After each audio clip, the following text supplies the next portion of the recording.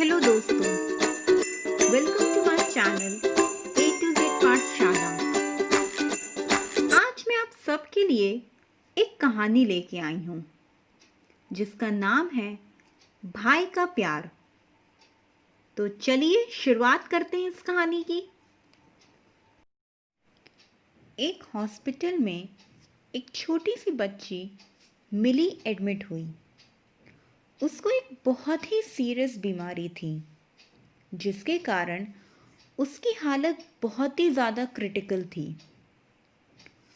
उसका एक छोटा भाई था जिसका नाम योग था। वो सिर्फ 5 साल का था।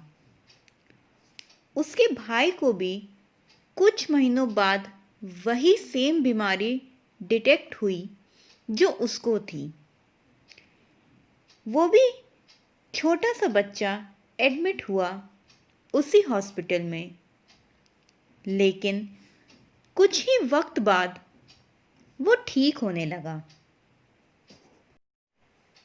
जब वो ठीक होने लगा तो अगले ही दिन कुछ डॉक्टर्स आए उससे मिलने के लिए और बोले, योग, ये शायद ईश्वर का चमत्कार ही है कि तुम बेटा जिससे रिकवर हो रहे हो वही सेम बीमारी से जिससे तुम्हारी बड़ी बहन आज भी जूझ रही है। योग जहां अपनी हालत से खुश था, वहीं वो अपनी बड़ी बहन मिली को लेकर परेशान भी था। उसने डॉक्टर्स को बड़ी ही आशा भरी नजरों से देखा और बोला, डॉक्टर अंकल, कुछ भी करके जैसे मुझे आप लोगों ने ठीक किया वैसे ही मेरी बड़ी बहन मिली को भी अच्छा कर दीजिए, प्लीज अंकल। ये सब सुनने के बाद डॉक्टर को योग की इस बात पर बहुत तरस आया। उन सब ने आपस में मिलकर ये डिसाइड किया कि हम सब डॉक्टर्स का एक पैनल बैठाएंगे और सबसे राय लेंगे कि मिली की बीमारी को लेकर सबके अपने अपने क्या सुझाव हैं। अंत में सारे डॉक्टर्स इस निष्कर्ष पर आए कि अगर मिली को बचाना है तो हमें योग का खून मिली को चढ़ाना होगा ताकि उसकी एंटीबॉडीज मिली की बीमारी से लड़ सकें। डॉक्टर्स को पता था कि योग को बहुत ही लंबे प्रोसीजर्स से गुजरना पड़ेगा और बहुत सारे मेडिकल चेकअप्स भी होंगे। इसलिए उनको लगा कि हमें पहले योग को इसके लिए तैयार कर देना चाहिए। उसको बता देना चाहिए ताकि उसको पता रहे कि वो कुछ मेडिकल प्रोसीजर्स के लिए तैयार रहे। अगले ही दिन उनमें से एक डॉक्टर योग के पास आए और बोले, योग बेटा, अगर तुम अपना खून अपनी बहन को दोगे तो शायद हम उसको बचा सकेंगे और दोबारा पहले के जैसे तुम्हारे साथ वो खेल भी सकेगी। क्या तुम इसमें हमारा साथ दोगे और अपनी मर्जी से अपना खून अपनी बहन को देने के लिए तैयार हो?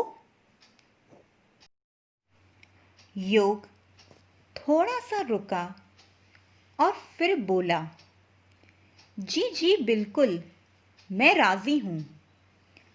अगर इससे मेरी बहन की जान बच सकती है तो बिल्कुल मैं तैयार हूं। ये सुनकर डॉक्टर बहुत खुश हुए। उनको लगा कि चलो योग कंफर्टेबल है इस मेडिकल प्रोसीजर्स के लिए। अगले दिन पूरा सेटअप हो गया था और प्रोसीजर शुरू हो चुका था। योग को मिली के बगल वाले बेड पर ही लिटाया गया था।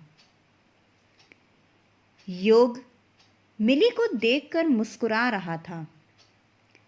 तभी अचानक उसके चेहरे पर से ये मुस्कुराहट के भाव हट गए और परेशानी झलकने लगी। उसने बड़ी ही डरी हुई आवाज़ में डॉक्टर से पूछा, नज़र उठाकर, कि डॉक्टर अंकल, क्या मैं मर जाऊंगा इसके बाद? योग को गलतफहमी हो गई थी कि उसको लगा कि ये सारे प्रोसीजर के बाद उसको अपना सारा खून मिली को देना होगा, तभी मिली की जान बच पाएगी।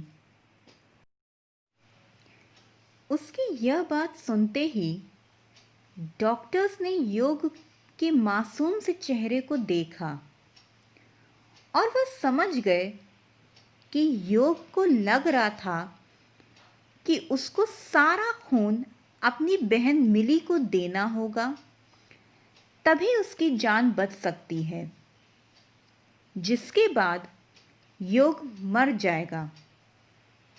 लेकिन डॉक्टर्स यह जान करके बहुत शॉक्ड थे कि वो यह सब कुछ जानने के बाद भी योग ने एक बार भी इस मेडिकल प्रोसीजर के लिए मना नहीं किया, जबकि उसको लगा था कि मिली को जान बचाते बचाते शायद मैं मर भी जाऊंगा।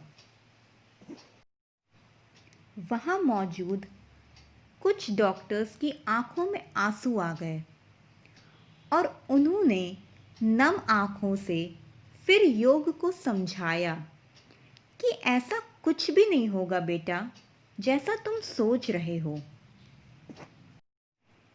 वहां मौजूद एक डॉक्टर ने योग को आराम से पूरा मेडिकल प्रोसीजर समझाया और उसकी गलतफहमी दूर की कि ऐसा कुछ भी नहीं होगा बेटा, तुम जैसा सोच रहे हो। उसको पूरा बताया कि उसकी बॉडी में जो एंटीबॉडीज़ प्रेजेंट हैं वो मिली की बॉडी में जाने के बाद उस बीमारी से लड़ सकेंगे। यह सुनकर योग बहुत खुश हुआ और मिली की तरफ फिर से मुस्कुराकर देखने लगा और बोला, दीदी परेशान नहीं हो, हम जल्द ही दोनों लोग अच्छे हो जाएंगे और फिर मैं आपको हर खेल में फिर से हरा दूंगा। यह सुनकर मिली हंस पड़ी और उसकी आंखें भी नम हो गई थीं। तो दोस्तों, ये थी आज की कहानी। मैं उम्मीद करती हूँ कि आप सबको पसंद आएगी। मैं आपसे जल्द ही मिलूंगी फिर से दोबारा। Till then, bye bye and take care of yourself. और अगर आपने मेरे चैनल को अभी तक सब्सक्राइब नहीं किया है तो प्लीज़ मेरे चैनल A to Z को सब्सक्राइब करें और इसे ज़्यादा से ज़्यादा लाइक दें और शेयर भी करें अपने दोस्तों के साथ।